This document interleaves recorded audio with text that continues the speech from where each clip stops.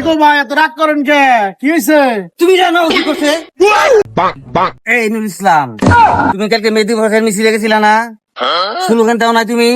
আমরা গেছিলাম তো কালকে। আমি ওর দোকান রাখবো না, বুঝছো? আমি ওর দোকান রাখবো না। কি গো ভাই এত রাগ করেন কে? কি হয়েছে? তুমি জানো কি করছে? কি হয়েছে? কি করছে?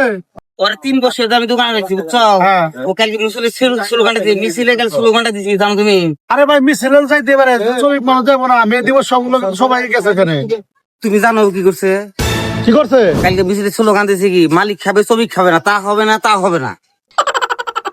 মালিকের গালে গেলে জুতা মারো তালে তালে, ওই যে এই ধরনের স্লোগান দিছে, বুঝছো? মালিকের দালারে হুঁশিয়ার সাবধান, ওই স্লোগানটা ওইটি দিছে, বুঝছো? আমার দোকান 3 বছর ধরে ওর চাকরি, ও আমার বিরুদ্ধে কথা বলছে, ওর দোকান আমি রাখবো না, আমি দোকানে রাখবো না, 100% রাখবো না। যা তুই দোকান, আমার দোকান থেকে বাইরে যা, যা ধ্যান দিয়ে যা। মামা এবারকার মতো যা হইছে হইছে, মাফ করে দাও না। নেক্সট টাইম আর এই সব মামা মাফ করে দেন, আমি আর এই সব বলবই না। মাফ করে দেন, আমি আর মিছিলে যাম না, যা হইছে যে মামা মাফ করে দেন। নেক্সট টাইম আর এই সব বলবো না, এবারকার মতো দোকানে রাখেন।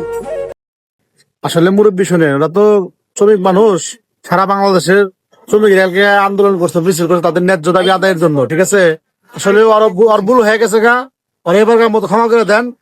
আসলে আপনি হয়তো তার ভুল, ও আসলে একা বলে নাই, অনেকেই বলছে।